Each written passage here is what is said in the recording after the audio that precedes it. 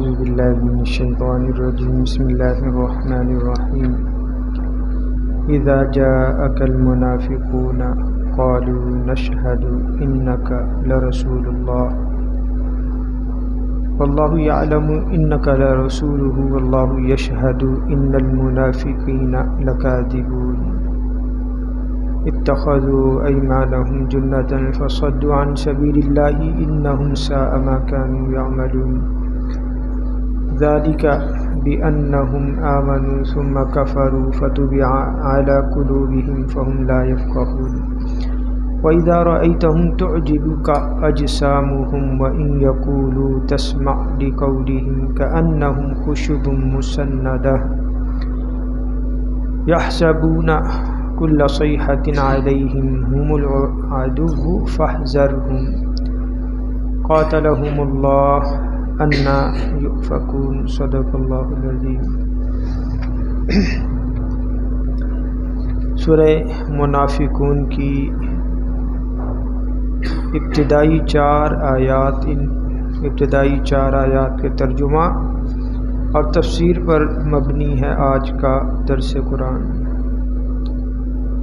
سورہ منافقون یہ بھی مدنی صورت ہے اور 11 آیتیں 2 رکوع ہیں۔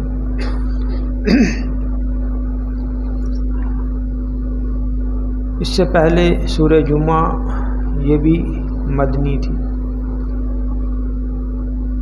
اللہ تعالیٰ نے سورہ منافقون کے آغاز میں ایک واقعے کی طرف جو ہے نشاندہی فرمائی کہ یہ واقعہ بخاری شریف میں بھی اور ترمذی شریف کی روایت میں بھی آتا ہے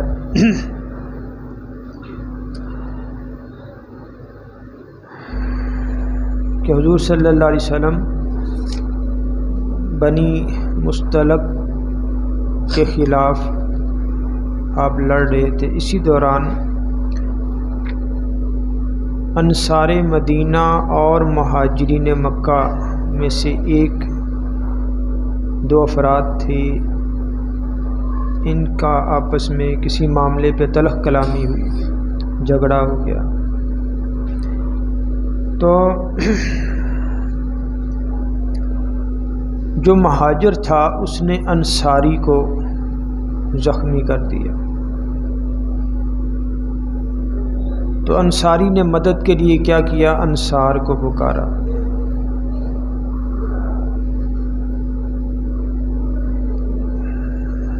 اور یہ جو انصاری تھا یہ منافقین کا جو سردار عبداللہ بن ابی تھا اس کے خاندان سے تھا انصاری۔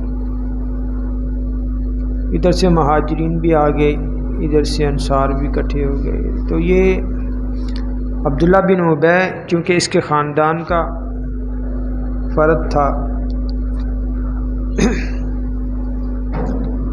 تو اس نے مہاجرین جو تھے ان کے خلاف بولتے ہوئے کہا، عبداللہ بن ابی نے، کہ ہم جب مدینہ جائیں گے تو ان کو وہاں سے مدینہ سے ذلیل کر کے ہم نکال دیں گے واپس۔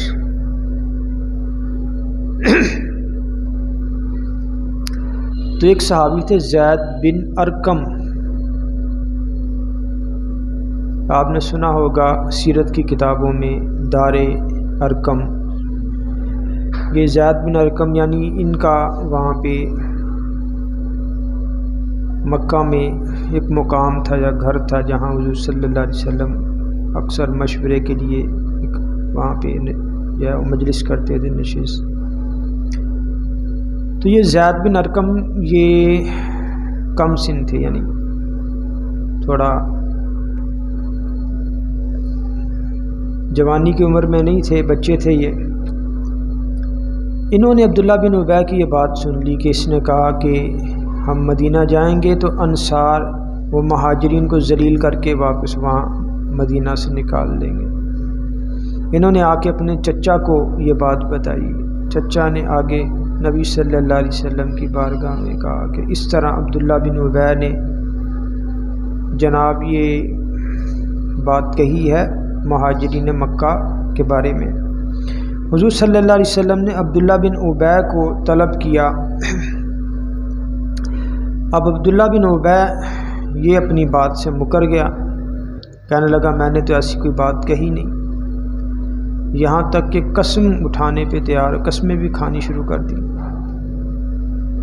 تو حضور صلی اللہ علیہ وسلم نے اس کی قسم کا اعتبار کرتے ہوئے، کیونکہ اب زید بن ارقم کے پاس کوئی گواہ نہیں تھا کہ جس کو وہ گواہی کے طور پہ پیش کرتے، تو اب اس کے مقابلے میں وہ قسم کھانا تھا، اس نے قسم کھا دی کہ میں نے یہ بات کہی نہیں۔ تو نبی صلی اللہ علیہ وسلم نے عبداللہ بن ابی کی قسم کا اعتبار کرتے ہوئے زید بن ارقم کو سخت سست کہا کہ آپ نے سننے میں آپ سے غلطی ہوئی ہے، اس نے تو ایسے کہا ہی نہیں، کیونکہ وہ اپنی بات ثابت نہیں کر سکے تھے۔ اب ان کے جو چچا تھے زید بن ارقم، یہ بھی کیا، انہوں نے بھی ان کو ملامت کیا کہ یار آپ نے تو شرمندہ کروا دیا آپ نے۔ خیر، تو زید بن ارقم کہتے ہیں کہ میں نے یہ باتیں عبداللہ بن ابی کی زبان سے اپنے کانوں سے سنی تھی، لیکن میں حضور کی بارگاہ میں اسے ثابت نہ کر سکا، تو میں سخت پریشان تھا، دکھ تھا۔ یہ ترمذی شریف میں روایت ہے۔ فرماتے فوقع علی من الہم ما لم یقع علی احد، ایسا مجھ پہ غم اور کیا اسے کہتے ہیں افسوس ہوا کہ ایسا افسوس اور غم جو ہے کسی اور پر جو ہے وہ مجھے نہیں گزرا۔ تو کہتے ہیں قال فبینما انا اسیر مع رسول اللہ صلی اللہ علیہ وسلم فی سفر، تو یہ سفر میں نبی صلی اللہ علیہ وسلم کے ساتھ تھے، رات کا وقت ہوا۔ قد خفقت برأسی من الہم اذ اتانی رسول اللہ صلی اللہ علیہ وسلم، کہنے لگا کہ میرا سر جو ہے یہ اس کی وجہ سے بہت بھاری ہو رہا تھا اور میں بڑا پریشان تھا کہ اچانک نبی صلی اللہ علیہ وسلم تشریف لائے۔ فعرق اذنی وضحک فی وجہی، تو حضور صلی اللہ علیہ وسلم میرے پیچھے کی طرف سے آئے اور میرے کان کو مروڑا پیار سے اور میری طرف مسکرا کے دیکھا تو اور چلے گئے۔ کہتے ہیں ثم ان ابا بکر لاحقنی، حضرت ابو بکر صدیق پیچھے سے آئے، انہوں نے مجھ سے پوچھا فقال ما قال لك رسول اللہ صلی اللہ علیہ وسلم، انہوں نے پوچھا کہ حضور صلی اللہ علیہ وسلم نے آپ کو کیا کہا؟ قلت ما قال لي شيئا الا انه عرق اذنی وضحك في وجهي، کہ حضور صلی اللہ علیہ وسلم نے مجھے کوئی ارشاد تو نہیں فرمایا، لیکن میرے کان کو ذرا انہوں نے مروڑا ہے اور میری طرف مسکرا کے دیکھا اور چلے گئے۔ فقال ابشر، کہتے ہیں ابو بکر صدیق رضی اللہ تعالیٰ عنہ نے کہا کہ تجھے خوشخبری ہو، لگ رہا ہے کہ معاملہ کچھ حل ہو جائے گا آپ کے حق میں۔ ثم لاحقنی عمر، کہتے اس کے بعد پھر حضرت عمر فاروق آئے، وہ ملے۔ فقلت له، انہوں نے بھی مجھے یہی پوچھا کہ حضور صلی اللہ علیہ وسلم آپ کے پاس آئے تھے، انہوں نے کیا کہا تھا، کیونکہ یہ سارا معاملہ پھیل گیا صحابہ میں۔ تو کہنے لگے فقلت له مثل قولی لابی بکر، کہنے لگے میں نے بھی ان کو وہی بات کہہ دی جو ابو بکر کو کہی تھی کہ حضور اس طرح آئے، میرے ساتھ یہ معاملہ کیا، مسکرائے چلے گئے۔ فلما اصبحنا قرأ رسول اللہ صلی اللہ علیہ وسلم سورۃ المنافقین، کہتے جب صبح ہوئی تو نبی صلی اللہ علیہ وسلم نے مجھے اپنے پاس بلایا اور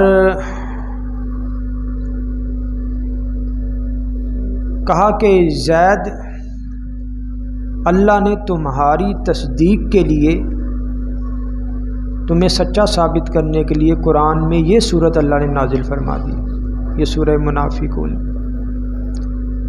اور کہتے ہیں کہ زید بن ارقم کے حضور صلی اللہ علیہ وسلم نے پھر مجھے یہ جو سورہ منافقون ہے یہ اللہ کے نبی نے مجھے پڑھ کے سنائی۔ تو یہ واقعہ بیان کر کے کہتے ہیں حضرت زید بن ارقم کہتے فما کانا یسرنی ان لی بہل خلد فی الدنیا، کہ حضور صلی اللہ علیہ وسلم نے جب میرے ساتھ یہ معاملہ کیا، میرے کان کو ہاتھ لگایا، پکڑ کے مڑوڑا، جیسے بچے کو ہم پیار میں کر دیتے ہیں، اور جی تو کہنے لگے کہ میرے کان کو پکڑ کے مروڑا، مجھے مسکرائے، فرمایا کہ مجھے اس وقت حضور صلی اللہ علیہ وسلم کے اس عمل سے مجھے اتنی راحت حاصل ہوئی کہ اس کے مقابلے میں ساری دنیا جو ہے وہ میرے لیے کوئی حیثیت نہیں رکھتی، جو حضور نے محبت سے میرے کان کو جو ہے وہ مروڑا۔ خیر، تو یہ سورہ منافقون۔ اچھا، اس طرح کا ایک اور واقعہ بھی وہ آتا ہے، دیکھیں کہ جو جھوٹا آدمی ہوتا ہے نا، یہ حدیث میں بھی آتا ہے کہ جھوٹے کی پہچان ہوتی ہے جو آدمی بات بات پہ قسم کھاتا ہے نا، یہ اس کے بار بار قسم کھانا ہی اس کے جھوٹے ہونے کی دلیل ہے۔ اس طرح کا ایک اور واقعہ آتا ہے، ایک قرآن کریم کی آیت ہے سورہ توبہ کی، یحلفون باللہ ما قالوا ولقد قالوا کلمۃ الکفر وکفروا بعد اسلامہم وہموا بما لم ینالوا۔ یہ آیت نمبر 74 ہے سورہ توبہ کی۔ تو ایک موقع پہ کوئی ایسے بات چلی، غزوہ تبوک میں رسول اللہ صلی اللہ علیہ وسلم تشریف فرما تھے، تو ایک جلاس، ایک آدمی تھا جلاس، یہ نبی صلی اللہ علیہ وسلم کے ساتھ وہاں غزوہ تبوک میں نہیں گیا تھا۔ تو جلاس نے کہا کہ اگر یہ شخص یعنی محمد سچا ہے تو ہم گدھوں سے بھی بدتر ہیں، یعنی اس نے اپنے نہ جانے کی ایک یہ کہ محمد تو سچا ہی نہیں، بھائی ہم کیوں جائیں اس کے ساتھ، اپنی جانوں کو پیش کریں معاذ اللہ۔ تو ایک صحابی تھے عمیر بن سعد، بچے تھے یہ، محدثین فرماتے یہ اپنے چچا کی انگلی پکڑ کر مسجد نبوی میں آیا کرتے تھے۔ تو اس طرح یہ جب معاملہ ہوا، جلاس نے کہا کہ اگر محمد سچا ہے تو ہم گدھوں سے بدتر ہیں۔ وہاں یہ عمیر بن سعد کھڑے تھے، ننھے بچے، اب بچے میں اتنا شعور تو ہوتا ہے۔ انہوں نے بات سن لی اور یہ بات جا کے رسول اللہ صلی اللہ علیہ وسلم کو بتا دی، یا رسول اللہ فلاں آدمی، حالانکہ وہ ایمان کا دعویٰ کرتا ہے، وہ اندر سے منافق، اور اس نے آپ کے بارے میں یہ بات کہی۔ ایک ننھا بچہ، دیکھے کیسا جذبہ ہے۔ آج فلسطین میں جو ہو رہا ہے، چھوٹے چھوٹے بچے، زخمی بچے، ان کا انٹرویو لے رہے ہیں، تو ایک بچہ انٹرویو دے رہا، کہہ رہا جی یہ ہم پہ یہ اللہ کا امتحان ہے۔ بچہ کہہ رہا ہے چھوٹا سا، تو بڑوں کا، اس کے جو بڑے ہیں، اس کے ماں باپ، ان کا ایمان کیا ہوگا، ہم سمجھ ہی نہیں رہے۔ باقاعدہ امریکی صدر کی تصویر آئی میڈیا پہ، اس نے جا کے اسرائیل کے جو وزیر اعظم یا صدر ہے، جو اس نے آ کے وہ گیا وہاں اسرائیل، اس نے گلے لگایا۔ اتنی ہمت کسی مسلمان حکمران میں ہے نہیں ہے۔ تو الکفر ملت واحدہ، کفر جو ہے چاہے وہ کسی بھی لبادے میں ہے، عیسائی، یہودی، ہندو اور جتنے بھی مذہب ہیں وہ ایک ہیں۔ الکفر ملت واحدہ، کفر سب ایک ہیں اسلام کے خلاف۔ تو اب یہ جذبہ ایمانی تھا عمیر بن سعد کے، انہوں نے آ کے کہہ دیا۔ تو حضور صلی اللہ علیہ وسلم نے اب اس کو طلب کیا، تو اس نے بھی قسمیں کھانی شروع کر دی کہ میں نے تو ایسا کہا ہی نہیں، میں نے ایسا کیا ہے کہا ہی نہیں ہے، یہ تو مجھ پہ جھوٹ بول رہے ہیں۔ اور روایت میں آتا کہ جلاس نے عصر کے بعد ممبر پہ جا کے قسم کھائی اور کہا قسم ہے اس کی جس کے سوا کوئی معبود نہیں، میں نے یہ بات کہی نہیں، مجھ پہ تو جھوٹ باندھا جا رہا ہے۔ تو یہ عمیر بن سعد جو تھے بچے تھے،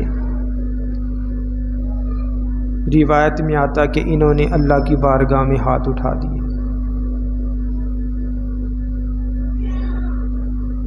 اور دعا کی اے اللہ اپنے سچے نبی پر سچی بات نازل فرما دے، وہی نازل فرما دے۔ تو علماء بیان کرتے ہیں اسی وقت جبریل آ گئے اور قرآن کریم کی یہ آیت نازل ہوئی کہ یحلفون باللہ ما قالوا، یہ قسم کھاتے ہیں اللہ کی کہ انہوں نے یہ بات نہیں کی، وَلَقَدْ قَالُوا كَلِمَةَ الْكُفْرِ، کہ تحقیق انہوں نے یہ کلمہ کفریہ کہا ہے، وَكَفَرُوا بَعْدَ إِسْلَامِهِمْ، اور کفر کیا ہے اپنے اسلام کے بعد۔ تو یہ بھی ایک واقعہ ہے کہ جہاں منافقین اور جو کفار تھے یہ توہین کرنے کے بعد، گستاخی کرنے کے بعد، کفریہ کلمہ کہنے کے بعد پھر قسمیں اٹھاتے ہیں۔ تو یہاں سورہ منافقون کے آغاز میں بھی اللہ نے اسی بات کو بیان فرمایا۔ فرمایا اذا جاءک المنافقون، جب آتے ہیں آپ کے پاس منافق لوگ، قالوا نشہد انک لرسول اللہ، تو کہتے ہیں کہ ہم گواہی دیتے ہیں کہ بے شک آپ اللہ کے رسول ہیں، واللہ یعلم انک لرسولہ، اللہ جانتا ہے کہ آپ اللہ کے رسول ہیں، واللہ یشہد ان المنافقین لکاذبون، اور اللہ گواہ ہے کہ بے شک منافق جو ہیں وہ جھوٹے ہیں۔ وہی واقعہ، وہ حضرت زید بن ارقم والا واقعہ، اتخذوا ایمانہم جنۃ فصدوا عن سبیل اللہ، فرمایا کہ انہوں نے بنایا ہے اپنی قسموں کو ڈھال، فصدوا عن سبیل اللہ، تو انہوں نے روکا اللہ کے راستے سے، انہم ساء ما کانوا یعملون، بے شک برا ہے جو یہ عمل کرتے ہیں، ذالک بانہم آمنوا، یہ اس وجہ سے کہ یہ ایمان لائے، ثم کفروا، پھر انہوں نے کفر کیا، فطبع علی قلوبہم، پھر ان کے دل پر مہر کر دی گئی، فہم لا یفقہون، تو یہ جو ہے سمجھ نہیں رکھتے، وَإِذَا رَأَيْتَهُمْ تُعْجِبُكَ أَجْسَامُهُمْ، جب آپ انہیں دیکھیں گے تو آپ کو تعجب میں ڈال دیں گے ان کے جسم، ایسے جناب موٹے تازے اور پروقار جسم، وَإِن يَقُولُوا تَسْمَعْ لِقَوْلِهِمْ، اور اگر یہ بات کریں تو آپ ان کی بات سنیں گے بھی، کہ اس حال میں ہوں گے کہ لو آپ کہو گے یار ان کی بات سنو، بڑا صاحب علم یا کوئی معزز آدمی ہوتا ہے، جس طرح صاحب ایمان ہوتا ہے، کہ بعض لوگوں کی بات لوگ نہیں سنتے، وہ کہتے پتہ نہیں یہ وہ اپنی حاجت نہ بیان کر دے، بعض لوگوں کی بات لوگ کان لگا کے سنیں گے کہ یار اس میں پتہ نہیں کتنا فائدہ ہے۔ تو یہ منافقین کے بارے میں اللہ تعالیٰ فرما رہے کہ انہوں نے اپنا حلیہ اس قدر ایسا بنا رکھا ہے کہ وَإِن يَقُولُوا تَسْمَعْ لِقَوْلِهِمْ، اگر یہ بات کریں تو کیا ہے کہ آپ پھر ان کی بات سنیں گے بھی۔ اللہ نے فرمایا کہ کأنہم خشب مسندہ، گویا کہ یہ سہارا لگائے ہوئے لکڑیاں ہیں، کہ جس طرح جو لکڑی اندر سے کھوکھلی ہوتی ہے اور وہ بغیر سہارے کے کھڑی نہیں ہو سکتی، ایسے ہی ان کا ظاہری جو اثر و رسوخ ہے اور جو جسامت ہے وہ ان کا دکھاوے کا ہے، ان کے اندر ایمان اور عقیدہ نہیں ہے۔ ظاہری طور پر یہ اپنے آپ کو مسلمان دکھا رہے، لیکن ایمان اور عقیدہ کے لحاظ سے یہ باطن میں جو ہے وہ کھوکھلے۔ امام بخاری نے لکھا کہ کانوا رجالا اجمل شیء، کہ یہ لوگ شکل و صورت کے لحاظ سے خوبصورت تھے مگر اندر سے بالکل منافق تھے، فراڈیے تھے۔ شکل و صورت سے جناب بڑے صاحب علم مسلمان نظر آئیں گے، لیکن اندر سے کیا تھے؟ منافق تھے۔ تو اس قسم کے لوگ آج ہمارے یہاں مسلمانوں میں بھی بکثرت مل جاتے ہیں، ہر پلیٹ فارم میں ملیں گے کہ جن کا حلیہ مذہبی ہوگا لیکن وہ کاٹ مذہب کی کرتے ہیں، کاٹ وہ مذہب کی کریں گے، اور جو حق پہ چل رہے ہیں اہل حق کی جو ہے وہ کاٹ کرتے ہیں۔ تو اللہ نے کیا فرمایا کہ انہم خشب مسندہ یحسبون کل صیحۃ علیہم، وہ گمان کرتے ہیں کہ ہر چیخ جو ہے وہ ان کے خلاف ہے، ہر اٹھنے والی آواز ان کے خلاف ہے۔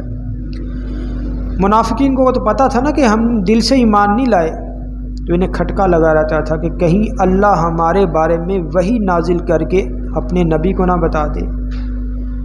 حضور صلی اللہ علیہ وسلم کہیں صحابہ کے ساتھ گفتگو کر رہے ہوتے، مشورہ کر رہے ہوتے، تو ان کو کھٹکا ہوتا تھا شاید یہ ہمارا جو کفر ہے، ہمارا نفاق، یہ کہیں اللہ کے نبی کو پتہ چل گیا اور ہمارے بارے میں بات کر رہے ہیں۔ یحسبون کل صیحۃ علیہم، وہ گمان کرتے تھے کہ ہر جو پکار ہے، ہر چیخ جو ہے وہ ان کے خلاف ہے۔ ہم العدو، فرمایا کہ یہی دشمن ہیں، فاحذرہم، آپ جو ہے ان سے بچ کر رہیں۔ قاتلہم اللہ، اللہ انہیں ہلاک کرے، انا یؤفکون، کہ کدھر کو جو ہے وہ پھیرے جا رہی ہیں۔ تو اب اس سورہ منافقون کے آغاز میں اللہ نے منافق جو لوگ ہیں ان کا اللہ نے ذکر فرمایا۔ قرآن کریم میں جہاں منافقوں کے بارے میں اللہ نے سورہ منافقون ذکر فرمائی، نازل فرمائی، وہیں پر کافروں کے بارے میں سورہ کافرون بھی ہے۔ مومنین، ایمان والے اہل ایمان کے بارے میں سورہ مؤمنون بھی ہے اور سورہ مومن بھی ہے۔ خیر، تو یہ جو منافقون کا لفظ ہے یہ پورے قرآن کریم میں 7 مرتبہ آیا ہے۔ منافقون جمع کے ساتھ، منافقون پورے قرآن پاک میں 7 مرتبہ یہ منافقون کا لفظ آیا ہے۔ اچھا، منافق جو لوگ ہیں ان کا اللہ نے ذکر فرمایا۔ اس کے علاوہ اور کون کون سے باطل فرقے ہیں؟ جیسے کافر ہے، مشرک ہے، ملحد ہے، اسی طرح مرتد ہے، فاسق ہے، منافق ہے۔ منافق میں بھی ایک ہوتا ہے نفاق اعتقادی، ایک ہوتا ہے نفاق عملی۔ تو علماء فرماتے کافر وہ شخص کہلاتا ہے جو اللہ کی توحید، رسالت اور اللہ کی کتابوں، فرشتوں اور مرنے کے بعد کی جو زندگی ہے اس کا انکار کرے، اس کو کہتے ہیں کافر۔ اور جو ان ایمانیات پر، یعنی اللہ کی توحید کو بھی مانتا ہے، رسالت کو بھی مانے گا، کتابوں پہ بھی ایمان لائے گا، فرشتوں پہ بھی اس کا ایمان ہے، مرنے کے بعد کی زندگی پر بھی ایمان ہے،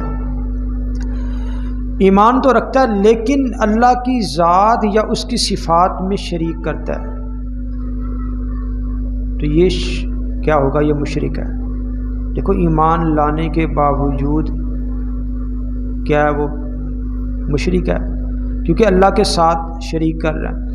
آج ہمارے مسلمانوں کے بھی اعتقادات، ہمارے اعمال ایسے ہو گئے کہ ہم اپنے اعمال، ہمارے عقیدے میں، ہمارے سوچ میں، ہمارے اعمال میں وہ شرک جو ہے وہ نظر آتا ہے۔ اچھا، یعنی یہ مشرک ہو گیا۔ اب ملحد کسے کہیں گے؟ کہ ملحد وہ ہے کہ جو اللہ کا کلام پڑھ کر اس کا مطلب غلط اخذ کرتا ہے۔ جیسے یہ آپ کو نظر آئیں گے اہل قرآن جو اپنے آپ کو کہتے ہیں، حدیث کا بالکل انکار، وہ تھا غلام پرویز۔ تو یعنی اللہ کے کلام کا غلط مطلب جو ہے اخذ کرنا، اس کو الہاد کہتے ہیں، اور ایسے شخص کو ملحد کہتے ہیں، اور یہ بھی کفر کی بدترین قسم ہے۔ اور جو شخص دین اسلام کو چھوڑ کے کوئی دوسرا دین اختیار کر لیتا ہے، دین اسلام سے پھر جاتا ہے، اس کو کہیں گے مرتد، یا اس کو دہریہ بھی کہتے ہیں۔ اور فاسق کا اطلاق دو قسم کے آدمی میں ہوتا ہے. ایک فاسق وہ ہے جو کفر میں حد سے بڑھ جائے یا جو دل سے مانتے ہوئے اس پر عمل نہ کرے. یعنی یہ دل سے مانتے ہوئے عمل نہ کرے، یہ جو فسق ہے یہ آج ہم میں بھی نظر آتا ہے. مسلمانوں ایمان تو ہے لیکن کیا عمل نہیں ہے. تو اسی طرح منافق جو ہے اس کی بھی دو قسمیں. ایک ہوتا ہے منافق اعتقادی اور ایک ہوتا ہے منافق عملی. اب یہاں پہ سورہ منافقون میں جن منافقین کا ذکر ہے اس سے مراد کون سے منافق ہے؟ منافق اعتقادی. اور منافق اعتقادی کا جو دور تھا وہ نبی صلی اللہ علیہ وسلم کے. آج اگر کسی پر نفاق ثابت آتا ہے تو وہ منافق اعتقادی نہیں بلکہ منافق عملی ہوتا ہے وہ. ٹھیک ہے.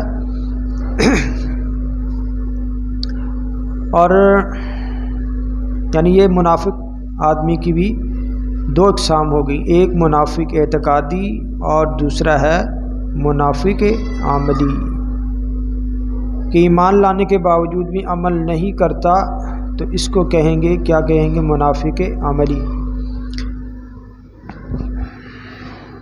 اب منافق عملی کی تو نبی صلی اللہ علیہ وسلم نے اس کی علامتیں بتا دی ہیں کہ جب بولے تو جھوٹ بولے، وعدہ کرے وعدہ خلافی کرے، جھگڑے تو گالی دے، یعنی یہ منافق عملی کی نشانی. تو منافق اعتقادی کی کیا مثالیں کہ جس کے دل میں ایمان نہیں ہے، زبان سے کلمہ پڑھ رہا ہے تو اس کی نشانی کوئی نہیں ہے. اس کے بارے میں اللہ کے نبی صلی اللہ علیہ وسلم کو علم تھا، اللہ ان کو حضور صلی اللہ علیہ وسلم کو وحی کے ذریعے بتاتا تھا. تو اب اللہ کے نبی موجود نہیں ہے تو اس لیے اب کسی پر ہم منافق اعتقادی کا حکم نہیں لگا سکتے. منافق عملی تو کہہ سکتے ہیں، منافق اعتقادی جو ہے وہ نہیں کہہ سکتے. خیر، سورہ منافقون کے ابتدائی آیات میں اللہ تعالیٰ نے اس کی جو شان نزول میں جو واقعہ تھا وہ میں نے آپ کے سامنے عرض کر دیا، اور اس کے ساتھ حضرت عمیر بن سعد رضی اللہ تعالیٰ عنہ جو ننھے صحابی تھے ان کا واقعہ بھی میں نے عرض کر دیا. ربیع الثانی کا مہینہ بھی جو ہے وہ شروع ہو چکا ہے. اس کے بعد جمادی الاولیٰ، جمادی الثانی، رجب اور شعبان، یعنی ربیع الثانی کے بعد 4 مہینے رہ جائیں گے. 5واں جو ہے وہ پھر رمضان کا مہینہ. اللہ تعالی ہم سب کو ماہ رمضان جو ہے دیکھنا نصیب فرمائے. باقی جو ہے انشاءاللہ آئندہ. الحمدللہ رب العالمین والصلاۃ والسلام علی رسولہ النبی الکریم. یا ارحم الراحمین، ہمیں قرآن کو پڑھنے، سمجھنے اور اس پر عمل کرنے کی توفیق عطا فرما. یا ارحم الراحمین، حاضرین مجلس کی جتنی بھی جائز حاجات ہیں، خواہشات ہیں، ضروریات ہیں، اپنے پاک کلام اور اپنے حبیب کے صدقے وسیلے سے ان کی تمام حاجات کو پورا فرما. وصلی اللہ تعالی علی خیر خلقہ محمد وعلی آلہ وصحبہ اجمعین. آمین آمین.